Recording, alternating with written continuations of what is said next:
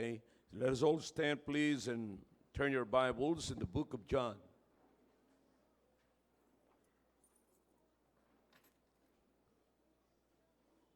The book of John, chapter 9. John, chapter 9, we'll begin reading from verse number 1.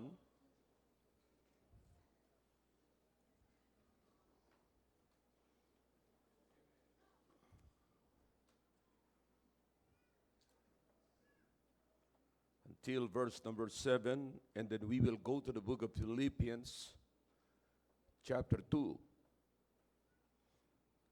All right? Verses 1 and 2 speaks about the context, para malaman natin yung context. That is in verse number 1 and 2. Pero I'll speak more on verse number 4. Pero we need to understand the context, mga kapatid.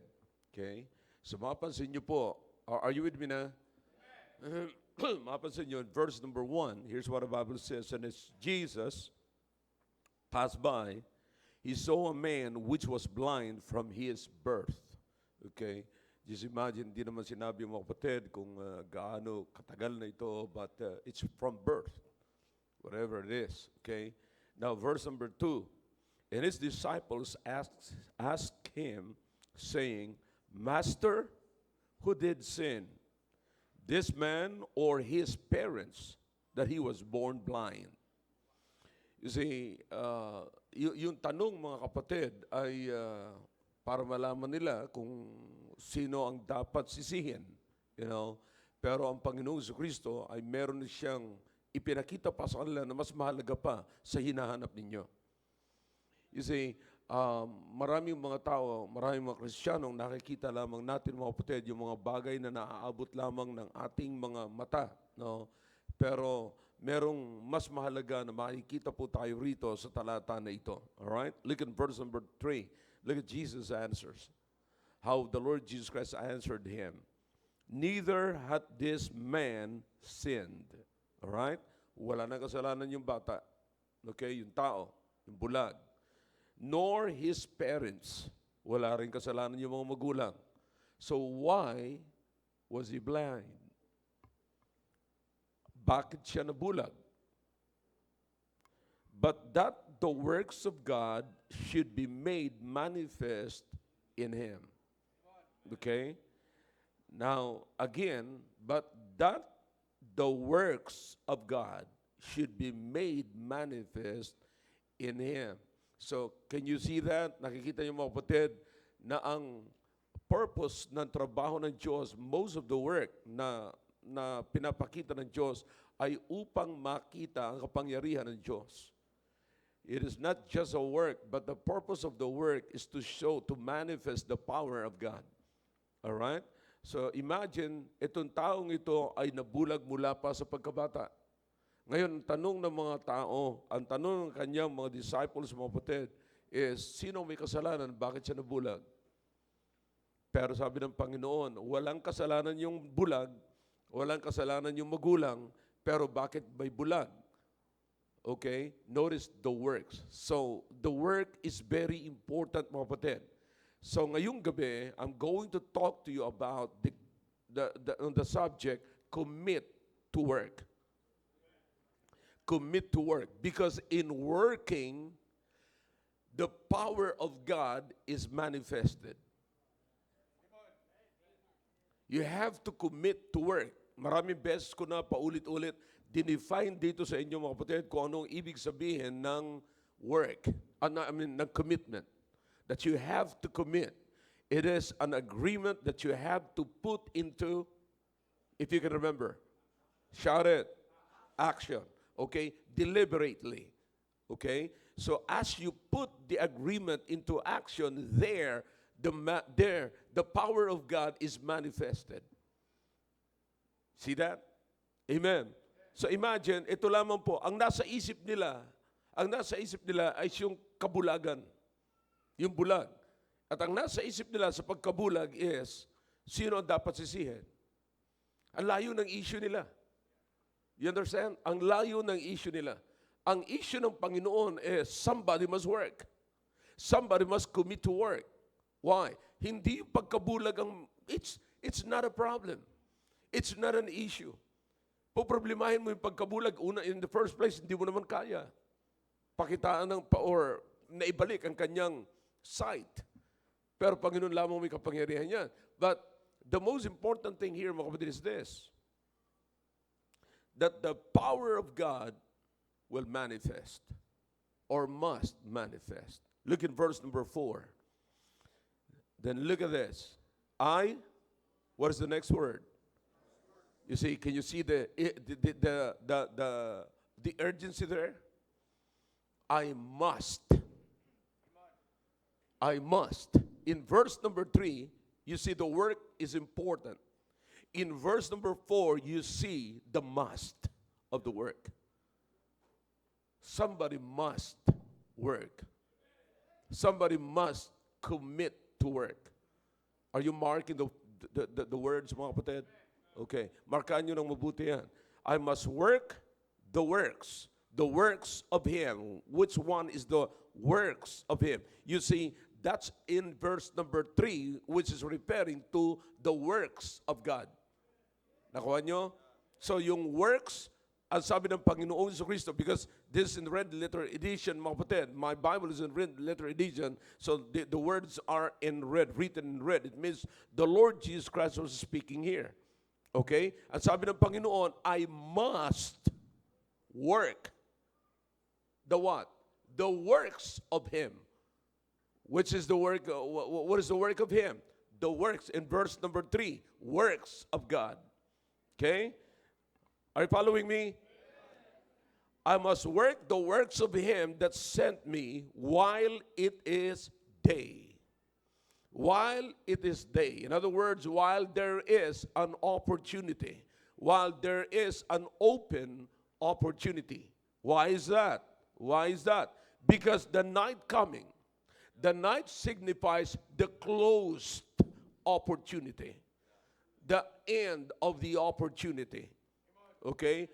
Now, why is that? Why is that? Paano mo malalaman na yan ay the night coming? All right? Notice what the Bible says here. When no man can work. It's so sad, mga kapatid, na maraming mga Kristiyano nagdi-desire ng work, mag-involve sa work, kapag hindi na nila kayang mag-work. When the opportunity is open, they don't want to work. When the opportunity is open, they don't want to get involved in the work. But when God closed the opportunity, now they desire to work. They desire to get involved in the work. Di ba nakakalungkot yun, mga kapatid? So kaya ngayon, hahamunin ko po kayo na dapat mag-involve kayo sa work. Okay? Now, as long as in verse number 5, I am in the world, I am the light of the world. See that? So sinasabi sa kanya mga disciples, while I am here, I'm working with you. You've got to desire to work. You must work. You see, because while it is called the day, you have the opportunity to work. What a great opportunity to work with the Lord Jesus Christ. You see, naunawaan po ba natin na tayo nagtatrabaho po tayo ngayon, nakasama natin ang Panginoong Kristo? You see, so while you have the opportunity, the light is on. I said the light is on. You can work because the light is on. You can get involved in the work because the light is on. It's time to work.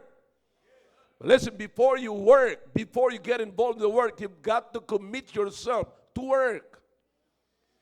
Hindi yung ngayon makikita mo nagtatrabaho, bukas wala na. It must be deliberate, kapatid. Amen? Consistent. You've got to be consistent. All right? Verse number 6, when he had thus spoken, he spat on the ground and made clay of the spittle, and he anointed the eyes of the blind man with the clay, and said unto him, Go, wash in the pool of Siloam, which is by interpretation what? Sent. You see that? So, ano po ang nakapag-heal doon, mga kapatid, sa blind? Ano ang nagbigay ng sight doon sa blind? You see, the work. You see, the work. Bakit? In the work of in the works of God. Mga kapatid, tandaan nyo, sabi ng Biblia, sabi ng Panginoon Kristo, I must work the works of Him that sent me. Okay? There, kapag ginagawa mo ang trabaho ng nag-utos sa iyo, there, makikita mo yung manifestation ng power na nag-utos sa iyo. That's the word right there, sent. By interpretation, sent. Why particularly he was commanded by the Lord Jesus Christ to wash his face, his eyes, doon po sa Siloam. Because the word Siloam is, by interpretation, means what? Sent. Okay? Sent. It is the work of God. Okay? In every work of God, the power is manifested. The power of God is manifested. Okay? Nasundan niyo mga kapatid? Naunawaan niyo? There's nothing deep about this. Okay? Napakasimple lang mga kapatid. No? Kapag ginawa natin yung gawain ng Diyos, kasama natin ang Diyos, magmamanifest, makikita natin yung kapangyarihan ng Diyos, kaya nga po may gumagaling. Kaya sinabi niya sa Siloam, bakit? Nandoon yung power ng Diyos. Bakit? Yan yung lugar, by interpretation, is sent. It's the work of God. Woo! That's why I love the Bible. Napakalalim mo ng Biblia. Napakaganda. Malalim lamang po tignan, pero mga kapatid, napakasaya pagka na-interpret. Alright? Look in verse number 7.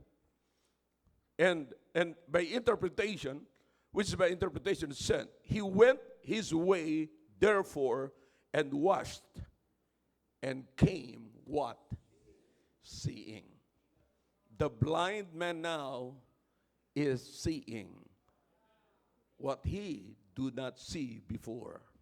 What a great time dito po mga kapatid sa isang blind na ito. Okay? Alright, tayo po ay manalangin. Dakilang Diyos, marami pong salamat sa mga talata na binasa po namin. Pagpalain niyo po, Panginoon, ang talata na ito. Bigyan niyo po kami ng malawak na pangunawa upang maunawaan po namin kung saan po kami si sentro, Panginoon, sa aming pag-uusapan sa subject na dapat po namin, Panginoon, bigyan ng pansin. Sa buhay namin while we are living in this world. Please, bigyan mo kami ng malawak na pangunawa. Lalabas kami rito na mayroong natitira sa aming isipan, sa aming puso na nauunawaan po namin. Ito po ang aking dalangin sa pangalan po ni Jesus. Amen. All right, thank you. You may be seated in the presence of our God. Now, listen now. There are two things. Is everybody ready?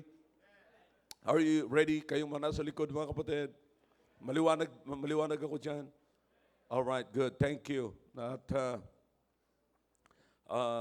ayoko magsalita, mga kapatid, na parang wala lang. Gusto ko talagang aalis tayo rito na tayo ay educated.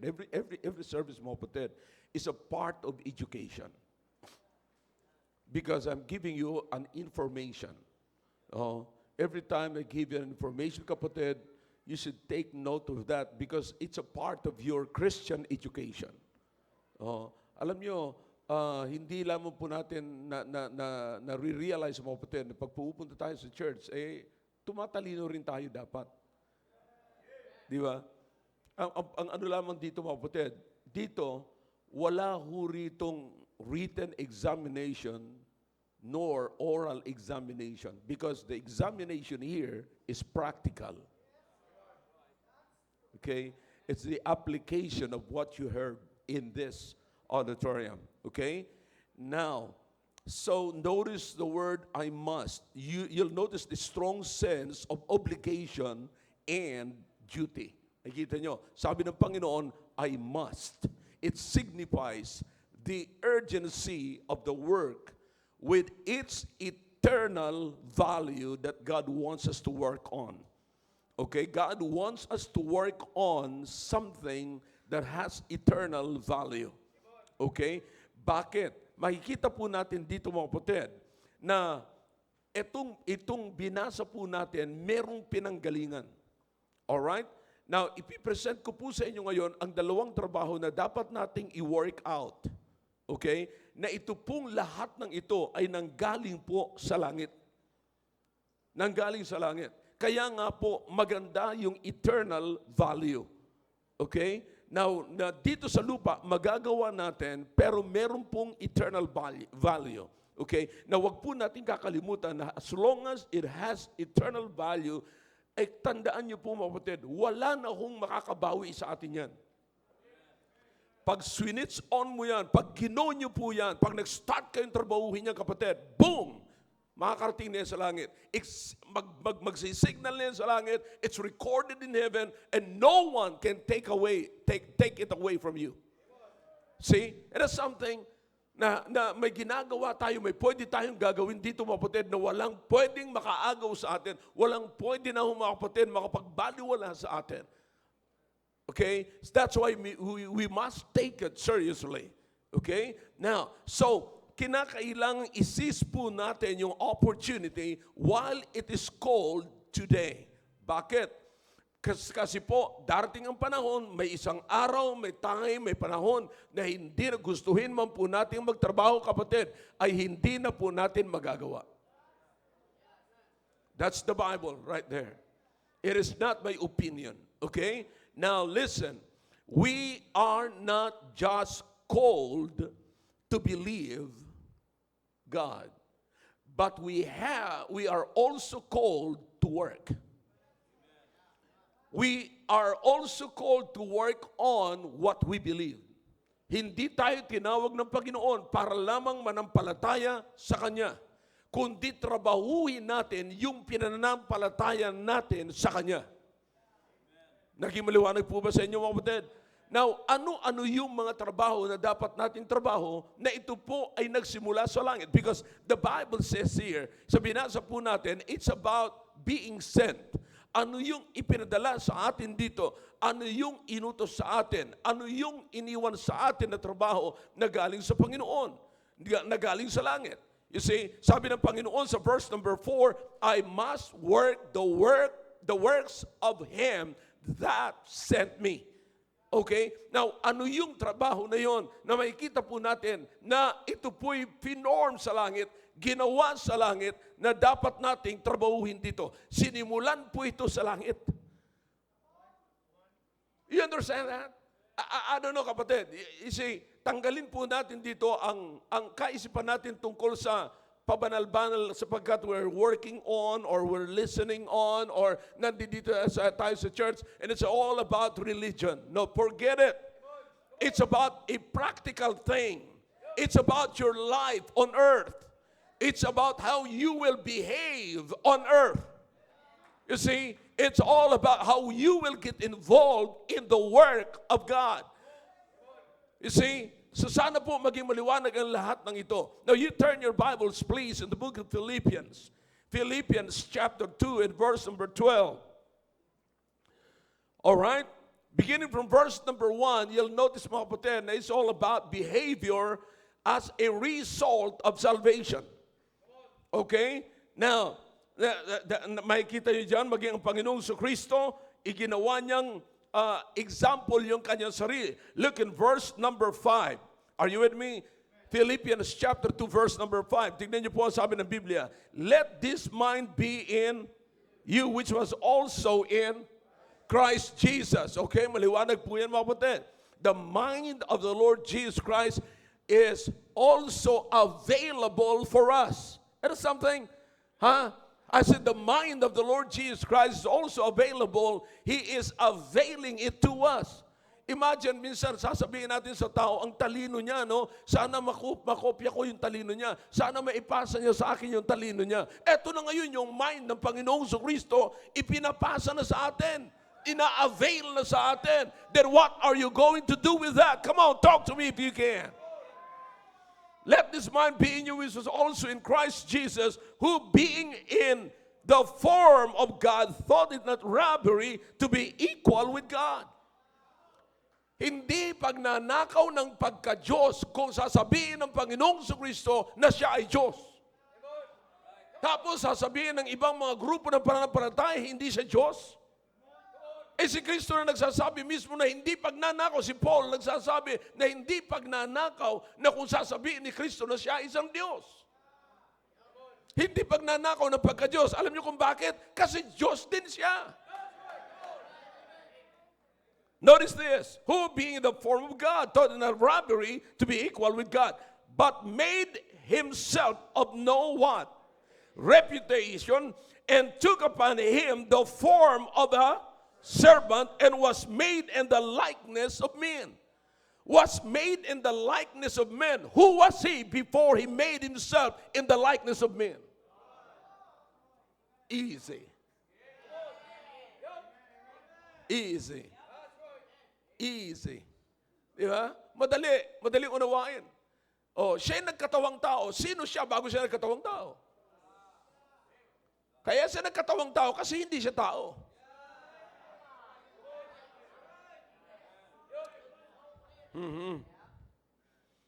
Verse number 8.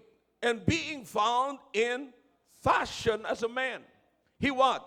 Humbled himself and became obedient unto that even death, even the death of the cross. Okay, that? All right. Wherefore, God also hath highly exalted him and given him a name which is above every name, that at the name of Jesus every knee should bow, of things in heaven and things in earth and things under the earth, and that every tongue should confess that Jesus Christ is the Lord, to the glory of God the Father. Here we are.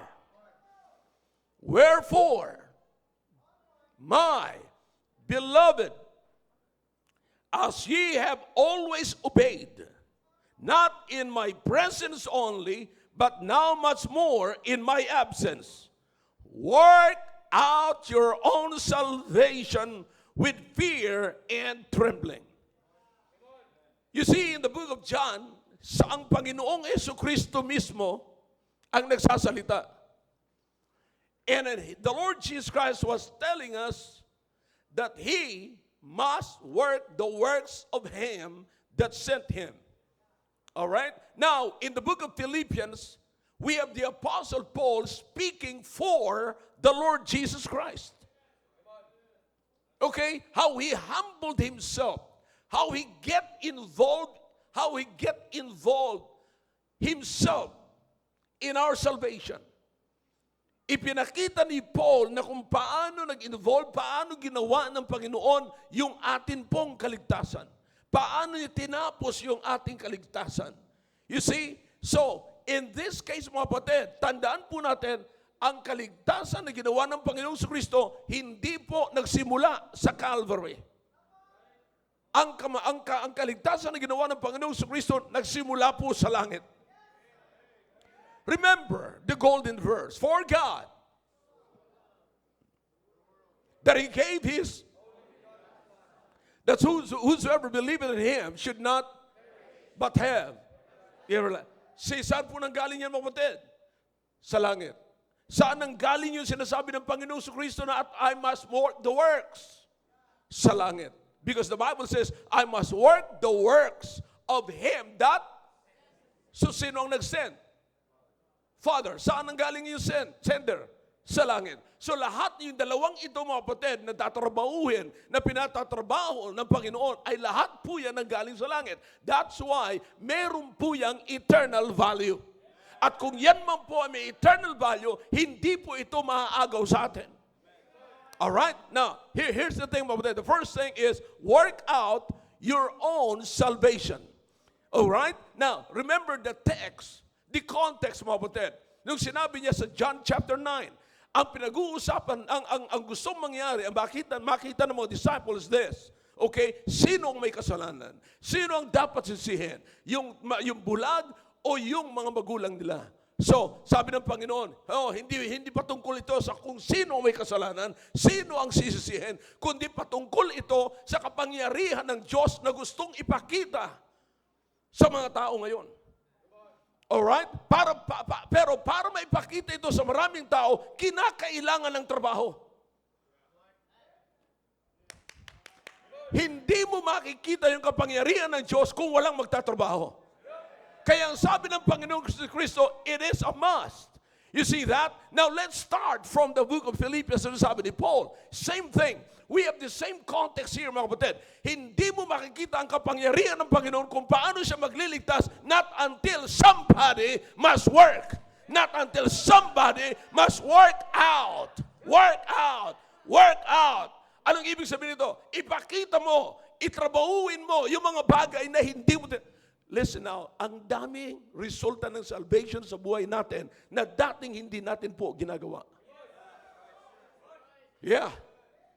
Na dati po natin, ako'y nagpapasalamat sa Panginoon. Lahat halos nagtitestimony rito, inaamin po ninyo na ang lahat ng yan ay nagsimula sa kaligtasan. Ang buhay nyo ngayon, mga kapatid, ay bunga ng kaligtasan. Ang buhay natin ngayon ay bunga ng kaligtasan. Hindi man po tayo perpekto, mga kapatid. Subalit nais ko sabihin sa lahat na anumang ginagawa po natin ngayon ay bunga po yan ng kaligtasan. That's why the Apostle Paul said, work out your own salvation. We have to work it out. Work on things. When you work out your own salvation, you are working on the things that people cannot take away from you.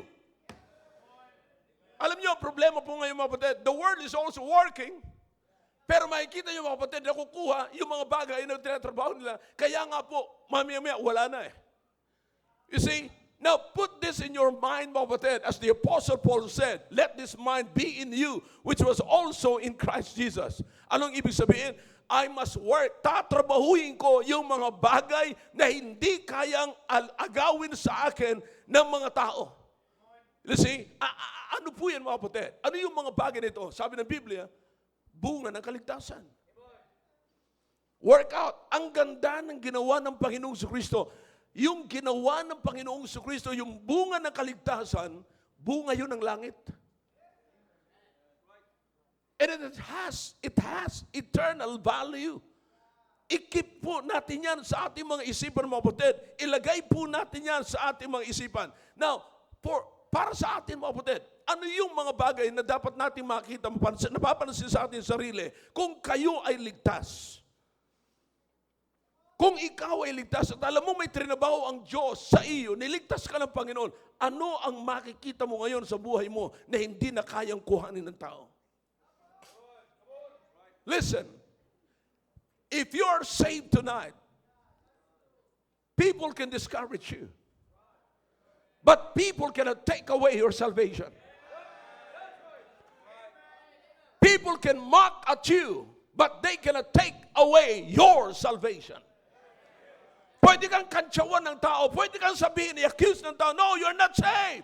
But listen, if you seriously repented of your sins and received Christ as your Lord and personal Savior, the Bible says you are saved, you are a child of the living God, and no one in this world can take that away from you. Nakakalungkot lamang napakaraming mga tao, mga kapatid, Baptist preachers, na meron silang katapangan na sabihin na hindi kaligtas. Ang kaligtasan is a relationship. You see, naunawaan natin na may mga tinatagong relationship, pero mga kapatid, this time, itago mo man yung relationship, it's still your relationship with God. Alam ng Diyos yung relationship mo sa Kanya. At alam mo rin yung relationship mo sa Diyos. Not yung relationship na yun sa Diyos, mga kapatid, mayroong bunga. If you want to know, you go to the book of 1 Corinthians chapter 13. Listen, ito po yung dapat natin. If you are saved, listen, here's the message in this first point, mga kapatid. If you are saved, if you know that you are a child of the living God, anak ka na ng Diyos, maliwanag na sa iyo ang John 1:12. Maliwanag na sa iyo ang Romans 5:8. Maliwanag na sa iyo ang lahat ng yan. Alright? Maliwanag na sa iyo yan, mga bagay na yan. So, anong dapat mong gawin ngayon? May mga bagay sa buhay natin, mga kapatid, na dapat po natin trabahuhin. Na yan ang sinasabi ni Paul. Work out your own salvation with trembling. Ipakita mo, ano yung mga dapat mo ipakita mo? Saan natin makikita natin yan? Do you understand? Sinasabi ko kaninang umaga, sa Romans chapter 12, verse number 2. Alright? Ano sabi doon? Be ye not what? Conform, but be ye what? Transform. You see that? Now, by the what? Renewing of your mind. See? Now, ano po yung hindi na makukuha sa atin pagka trinabaho natin, mga kapatid? Mindset. How do you mind the things of the world? How do you mind the pleasures of the world? How do you mind the material things? Kanina narinig natin yung testimony ni Sister Sheila about the offer. You see, what a big offer, kapatid. You see that? Sino ang aayaw dun, mga kapatid? May pera ka na, may ganda ka pa. May biyahe ka pa. You see that? Okay, na maraming mga tao ang sinagsisikap na magkaroon ng ganyan, mga kapatid. But you know what? It is just like Moses. He what? Chose to suffer with the people of God that to enjoy the pressure and the treasure of Egypt. Listen, why is that? Why is this happening, kapatid? Because of the what? The mindset. You see, ang nakakalungkot sa atin, mga kapatid, ang mindset ay hindi pa rin natin napapalitan. You see, if you mind, listen now, listen, look at this way. If you mind the things of this world, whatever you put in your mind that you want to acquire, kapatid, tandaan niyo po, the people of this world can take it away from you. But if you mind the things of heaven, if you mind the things of God, no one of this world can take that away from you.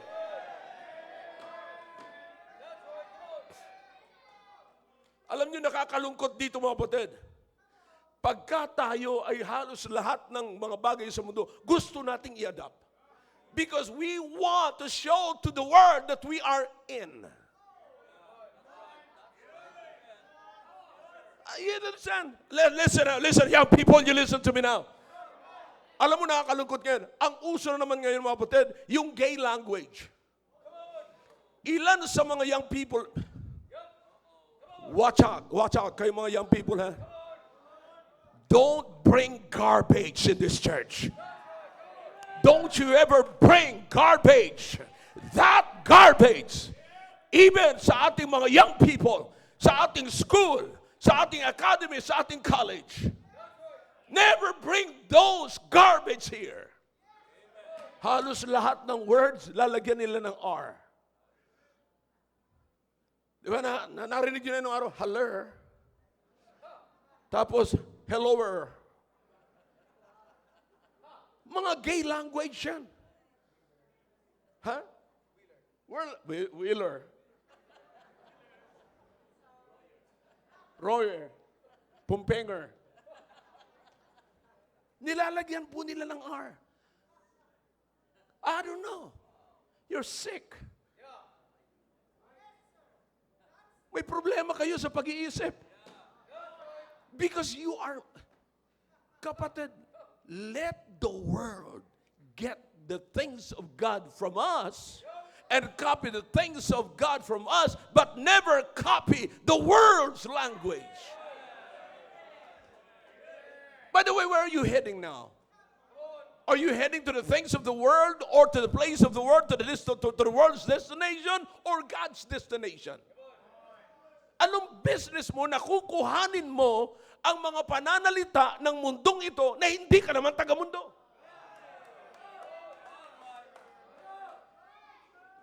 Hello?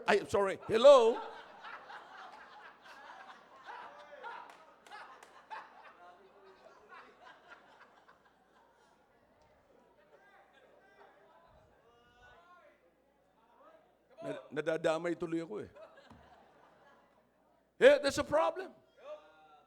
Listen, pananalita ng mundo, kilos ng mundo. Alam niyo ang kilos ng mundo? Yung lalaki nagpapakababae, yung babae nagpapakalalaki. You see? Now, makikita niyo ngayon, it's amazing. Ang alam ko, mga kapatid, the fight is on. Ang alam ko, mga kapatid, yung tote bag, pambabae lang yan. Pero makikita nyo, mga kapatid, yung mga lalaki naglalakad na rin. Listen na, pagka nakabag ka, nag-carry ka ng bag na pambabae, ang lakad mo ay magiging pambabae. At pagka nagsalita ka, boses at tono na rin ng babae. Bakit? Because you are bringing in your life the things of the ladies. That's why, listen, pagka ikaw kapatid, ay putak na katulad ng pato, pag naglakad kay parang pato, pato ka. Marami yatang napunta sa CR. Maraming naihi. Now you understand what I'm saying? This is ridiculous. This is, man, I'm telling you. Hindi natin nakikita mga kapatid, yung kapahamakan na kung saan tayo dadalhin ng mga bagay na ito. Yeah. Pag nagbitbit ka ng bag na pambabae, saan ka dadalhin? Sa pagkalalaki? Pwede ka bang tumayo tayo dyan na parang macho with a tote bag?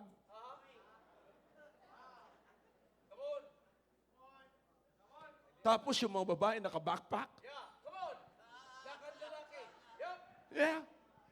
Yung mga babae pagka lumakad naka-backpack.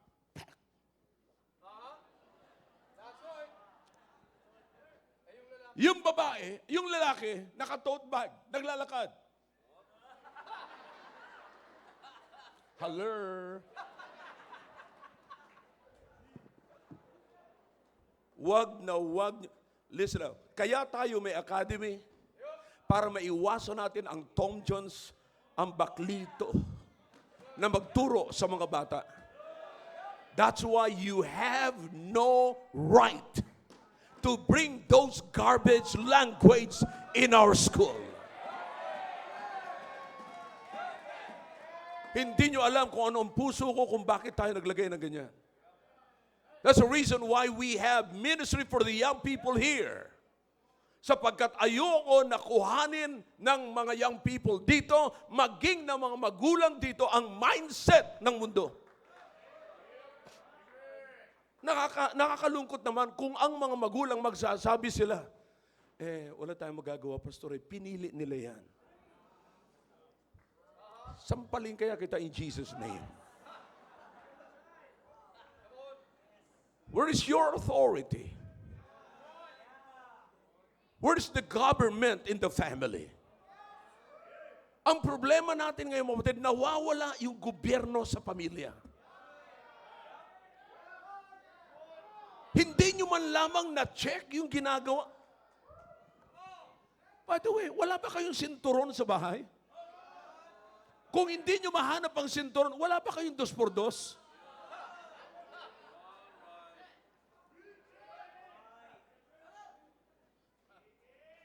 Ang gawin niyo, pumunta kayo ng auto supply, bumili kayo doon ng fan belt. Ano ka ba? Lalaki o babae? Sirena.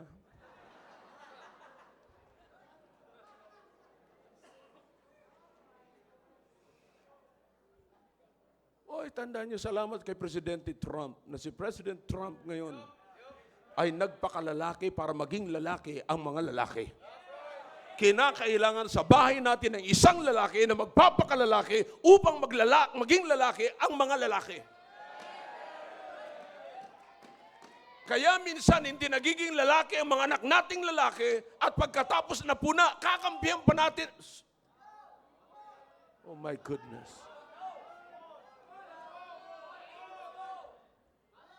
Tatay.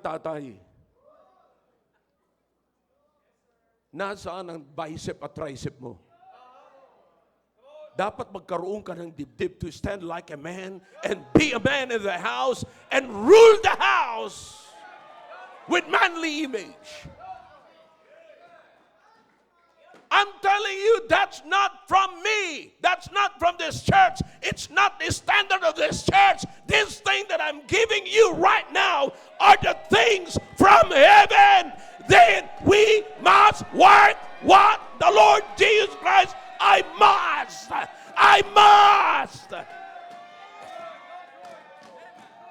Don't just believe God. Work out what you believe. Work on what you believe. kung bakit may mga tatay na takot na takot. Sana pag nakita nyo na ng mga anak ninyo may tote bag, halika dito anak, ha? Halika. Halika.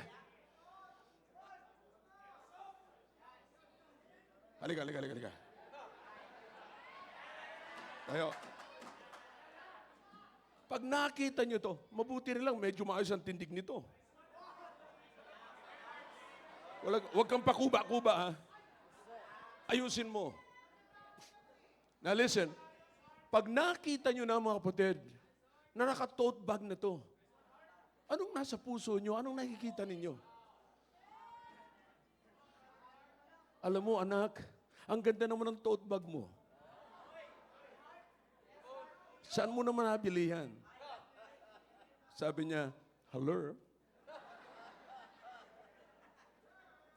Saan mo naman nabili yan? Alam mo, ang ganda. Palagi ko kasya ka dyan. Kung ilagay kaya kita dyan. Dad, hindi ako kasya rito. Hindi. Pagpipira-pirasuhin kita. So you understand that? Pag nakita nyo nakakaiba ang mga forma, listen, parents, watch out sa mga anak ninyo na bibili na ngayon ng square pants na sinusuot din ng babae. Huwag ko di papasalamat sa Panginoon na isiguro ko na itong pantalon mo at saka pantalon ko, hindi ito susuotin ng babae. Pero kapatid, yung square pants ngayon, yun ang lumalabas ngayon na magiging pantalon naman uli ng mga biotic na kinakailangan nila ng antibiotic. Listen, anong nararamdaman natin pag nakikita natin sa bahay yan? Anak, para saan yan? Pera ko naman. Hindi yung pera mo pinag-uusapan dito. Ang tanong ko, bakit ka bumili niyan? Do you think pagka ikaw ay bumili niyan at sinuot mo yan, mag-iitsura kang lalaki? Ano ka ba talaga? Lalaki o babae? Kapatid, para hindi na siya magduda, sipain nyo na.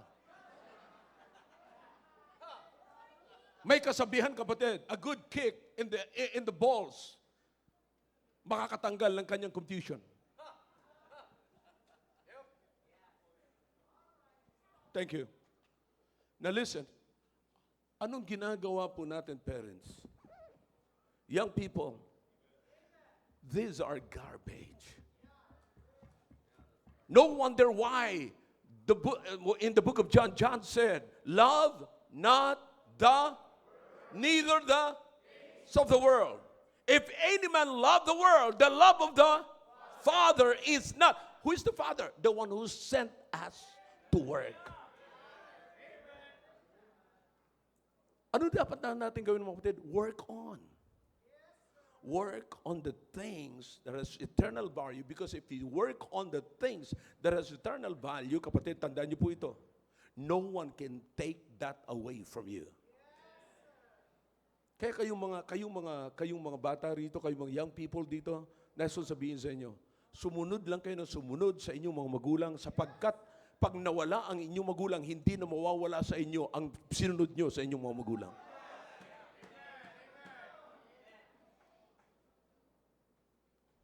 Listen, work out your own salvation. Let this mind be in you, Paul said, which is in Christ Jesus. What is your mindset about your salvation? Mahirap nito, mga kapatid. Niligtas ka ng Panginoon, nirenew ng Panginoon, binigyan ka ng bagong puso, binigyan ka ng bagong pag-iisip, pero ang pag-iisip mo pa rin nandun sa mundo. Those are garbage. I said garbage. Ano pa yung mga bagay na dapat mong i-work out na bunga ng salvation, kapatid? How about godly character?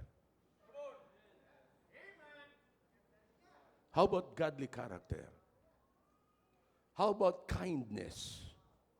How about generosity? Ito yung mga bagay na hindi na maaagaw sa ating kapatid. If you are a generous person, hindi na kayang agawin niya sa iyo ng ibang tao. Ugali mo na yan. Kahit na awayin ka pa, kahit na putulang ka pa ng daliri, whatsoever. No one can take that away from you. Why is that? Because it's a part of godly character. Work on that. Kasi kapatid, minsan maraming beses talaga na tayo po ay na-challenge. Alam ko, napakarami sa atin na pagka na-challenge, talaga na-challenge. Naalala ko, kinikwento ko gabi sa mga ushers. Pauwi ako ng bahay kasi yung street namin po dyan, na papunta dyan sa bahay namin, talagang grabe ang nagpaparada. Bibigyan ka na lamang ng konting madadaanan mo talaga. Pero hindi na kayo pwede magsalubong. Pero yung kalsada na yon, maluag sa salubong po yon. Kasya po ang 4 na sasakyan. Pero ang parking is kaliwat kanan, tapos yung mga jeep pa dyan, nagdo-double parking. So merong ako makakasalubong, tumigil ako. Pagbibigyan ko siya. Kaso hindi rin siya makaalis, kasi merong jeep na nagparada pa sa kabila pa na nag-double parking din. So sinasaway niya, nagalit yung jeepney driver. So parang hinahamon pa siya. Nakita ko, bababa na sana siya. Nung bababa na sana siya, umalis na yung jeep. So nagbukas ako ng bintana, sabi ko, ano yun? Sabi niya, luko yun eh. Luko yung asintado na yun eh. Tapos sabi niya, ganito, siya pa yung galit, siya pa yung mali. Sabi, talagang bibirahin ko siya. Sabi ko, ano sa palagay mo? Tara, birahin natin dalawa.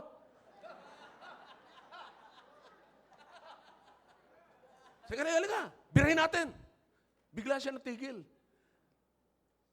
Tingin niya sa akin, matinong tao, pero sabi niya nagsasabi sa kanya, halika, birahin natin. Sino to? Iba akala niya, magsasaway ako. No, halika, babata. Birahin natin. Tara, para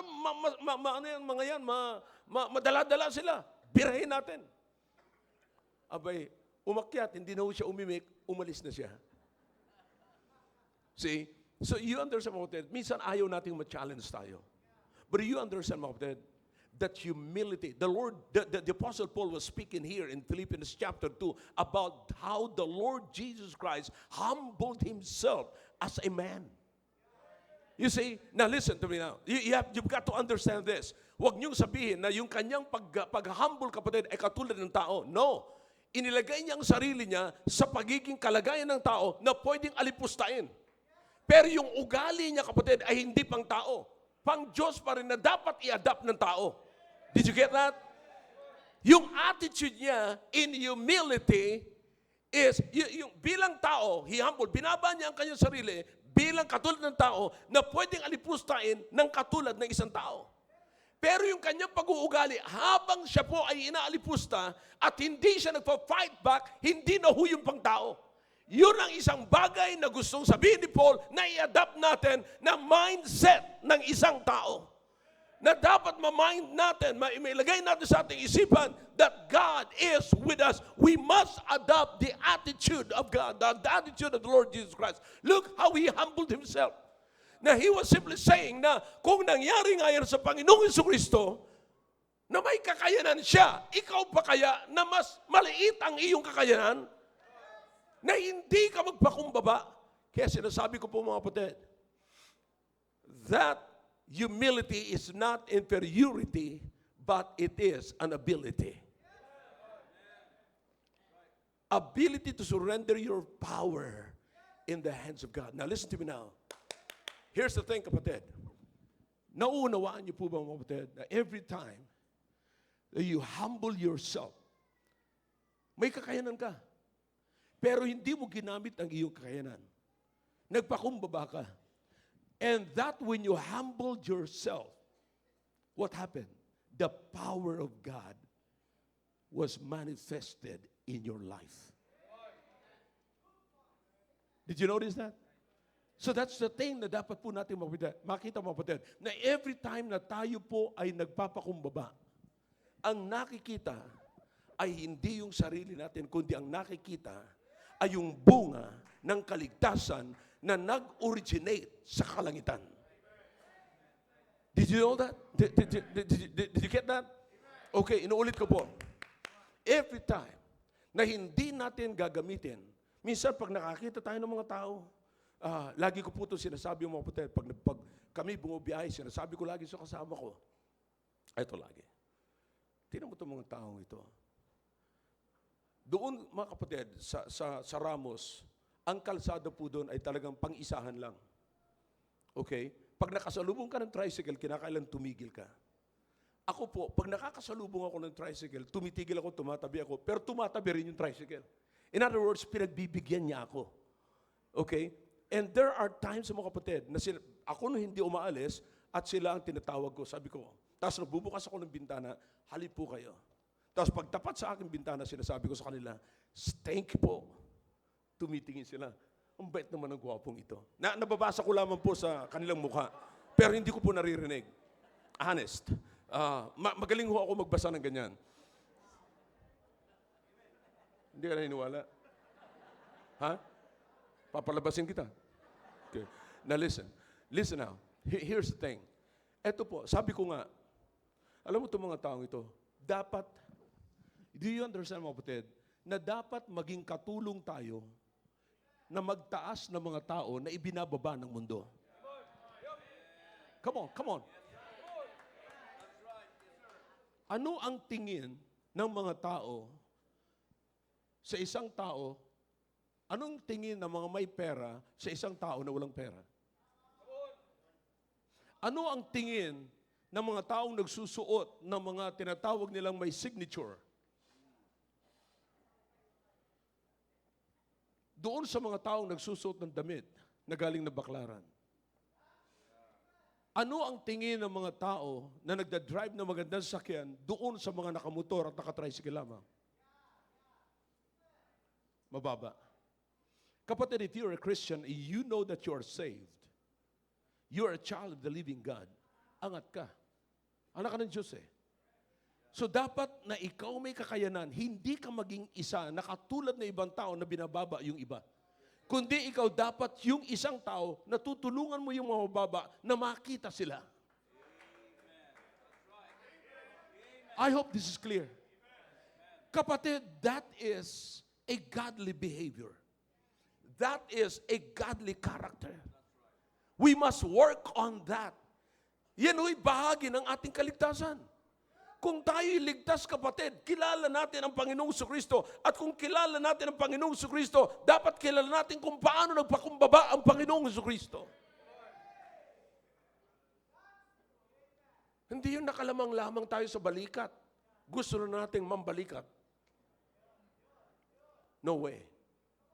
Tulungan natin yung mga tao na hindi sila umaangat. At huwag tayong maging isa sa mga tao na lalo pang inalalagay sila sa baba. That is godly character. Godly character. Kapatid, if you have a godly character such as like that, kapatid, I promise you, no one can take that away from you. Now listen, if you are condemning people, are you listening?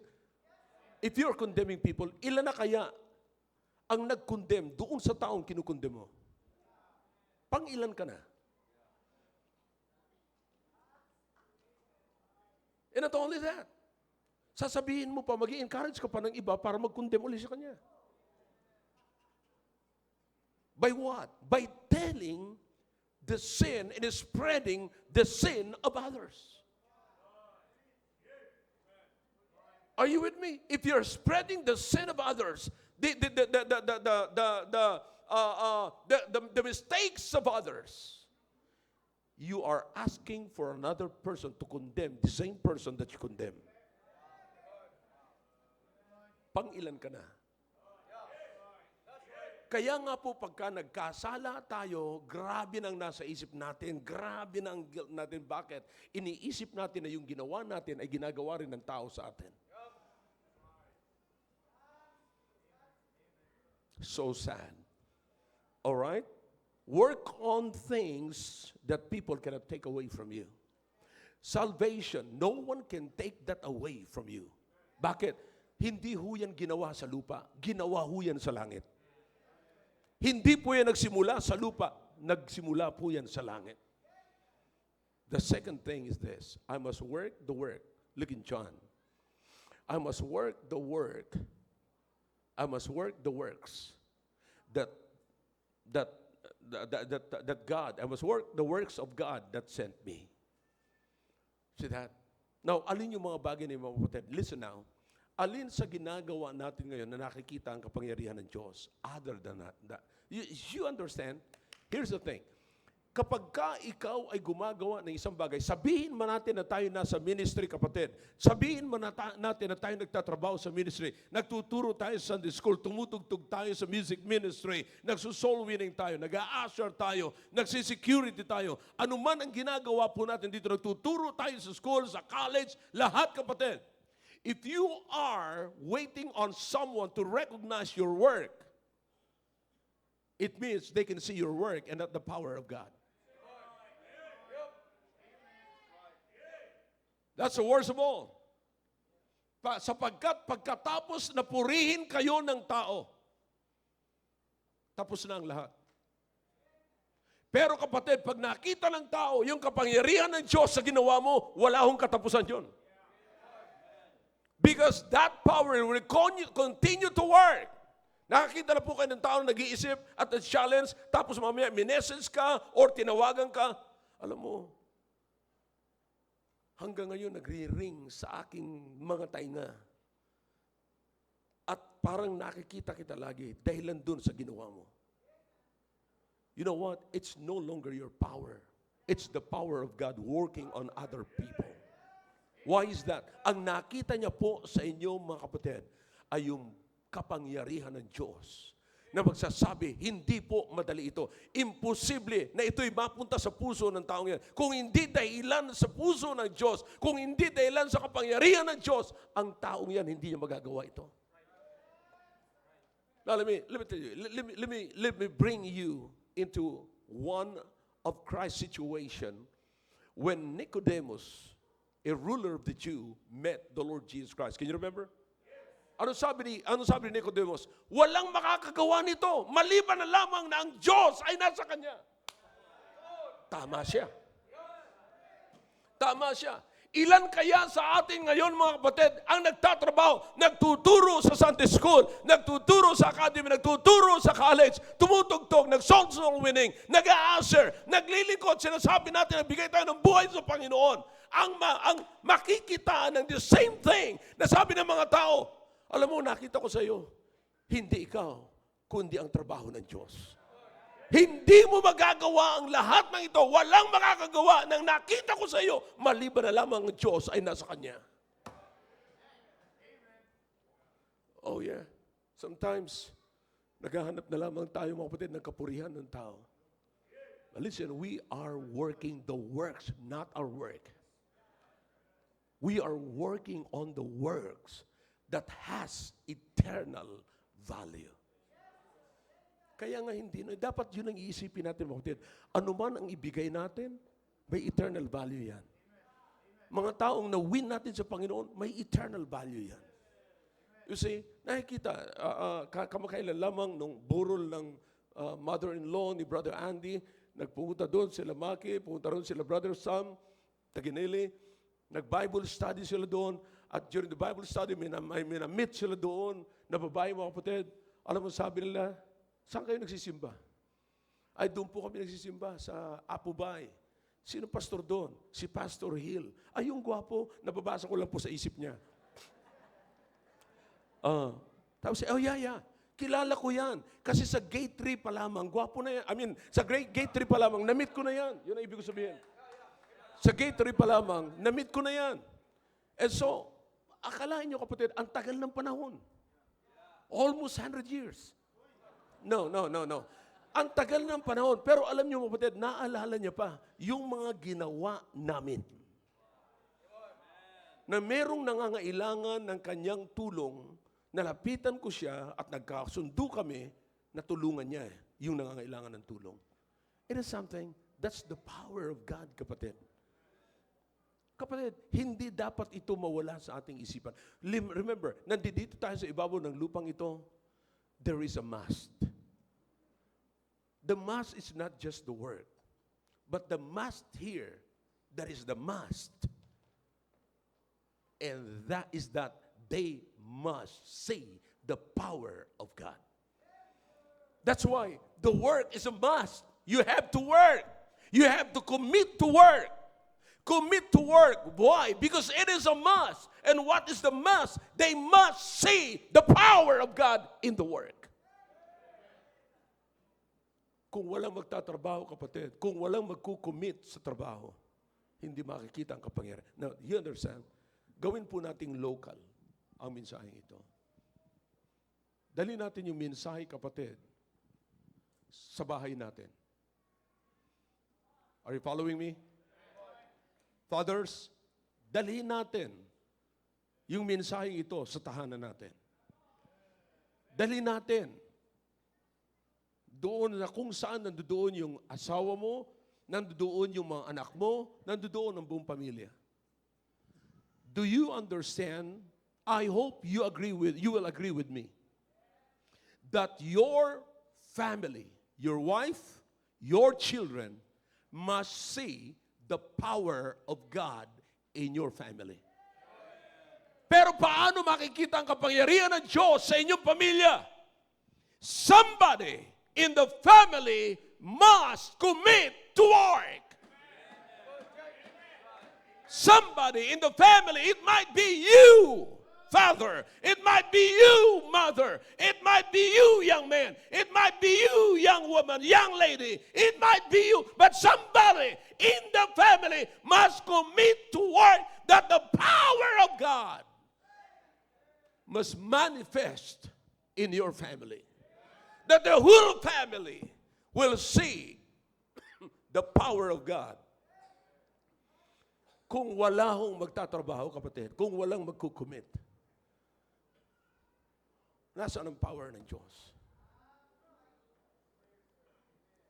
It's a must. Kapatid, yung simpleng prayer na lamang together with your family, that is something. Are you with me? Simpleng panalangin lang. Alright. Aalis na aalis na ako, magpapaalam na yung husband. Okay, sino may iwan? Si Mrs. Sino may iwan? Yung anak. Okay, bago ako umalis. How about words of prayer? Panginoon, salamat. Ako po ang binigyan niyo rito ng kapangyarihan to rule my family. Panginoon, aalis na po ako. Maaaring katulad ni Eva na pagka nung umalis si Adan, pinaglaruan ng diablo si Eva. Panginoon, I don't want it to happen in my family. Please, take care of the reins, the minds of my family. Huwag mong paintulutan ng aking asawa paglaruan ang kanyang isipan. Na mag-iisip siya kung ako ba talaga'y pumunta sa opisina or somewhere.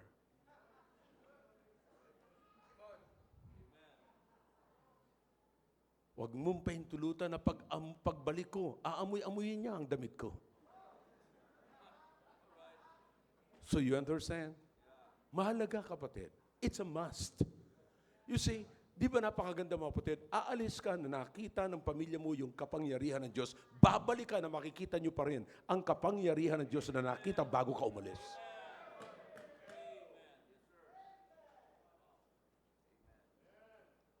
Brother, this is not a suggestion, but this is a must that we must work. Work on. Salvation, work it out. Work it out. It's a must.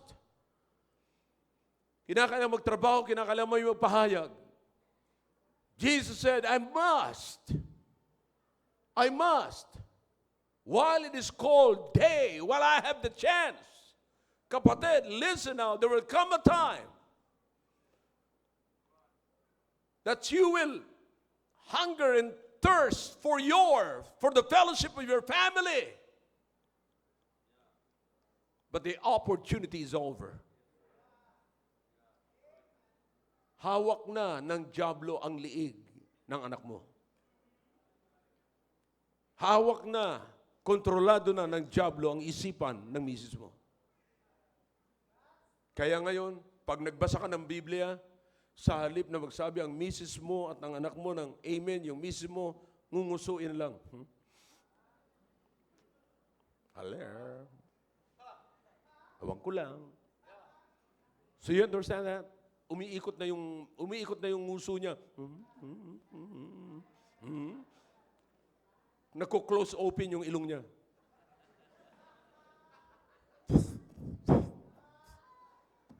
You know what? Hindi na siya kumbinsido. Sarado na yung dapat mag-rest yung power ng Diyos. You've got to work on it. Well, the evil days come not, nor the years draw nigh. When one of your members of the family will say, I have no pleasure in them. Close your Bible now because I don't have pleasure in them. Stop talking to me about the things of God because I don't have pleasure in them. Ain't that sad? I said, hindi ba nakakalungkot yun, mga kapatid? So ngayon, there is a must. Naway maunawaan niyo po, mga kapatid, yung must. Sana maunawaan nyo that you have to seize the opportunity. Well, it's called today. We are not just called to believe, but to work.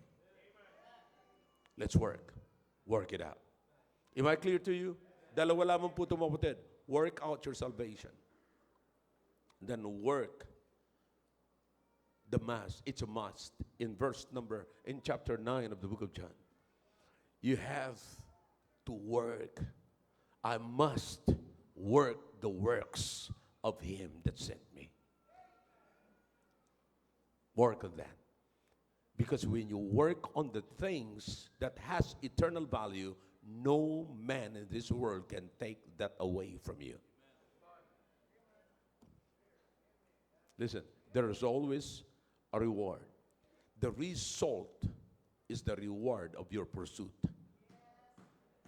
Laging may result po yan, kapatid. Salamat sa Panginoon na pagka nakita natin ang result niyan sa buhay natin, makikita natin yung kapangyarihan ng Diyos sa buhay ng ating mga anak, sa buhay ng ating asawa, sa buhay ng buong pamilya. Boy, what a sight. What a great family. Am I clear to you? Nawa po ay meron po tayo nakuha sa mensahe pong ito. Shall we all stand, please? Dakilang Diyos, marami pong salamat sa inyong salita. Pagpalain niyo po ang inyong salita na nahayag po ngayon.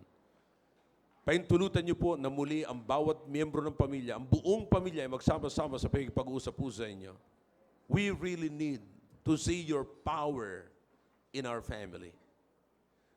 Let the father see your power, O God. Let the wife see the power of God. Let all the children see the power of God. And may we have the desire, O God, to work on the works that you have sent us, the works that you want us to do. Oh God, please. Naway ang bawat sa amin magkaroon kami ng willingness na mula sa aming buhay, kaya kailangan po namin magtrabaho sapagkat nais po namin na makita ang kapangyarihan po ninyo sa buhay namin. Salamat po, O Diyos. Pagpalain niyo po ang bawat anak niyo ngayon. Your heads are bowed, your eyes are closed. God is speaking to your heart through that message. Then let's come to the throne of God.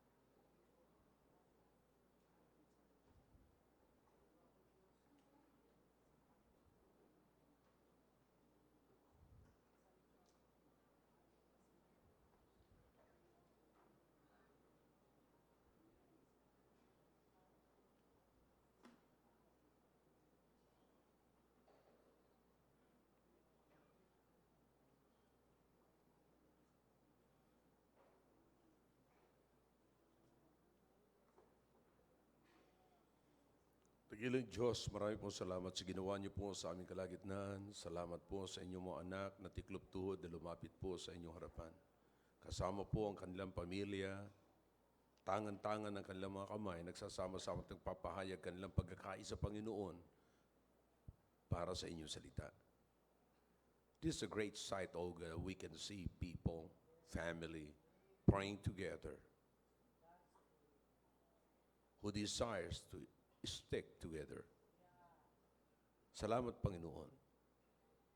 Thank you for your words. Thank you for the message. Let those great truths, O God, continue to work in the hearts of your people. Bless each of us and the family that prays together. In Jesus' name I pray. Amen. Amen. Did you get something from the message? Amen. All right. Thank you. Thank you. Back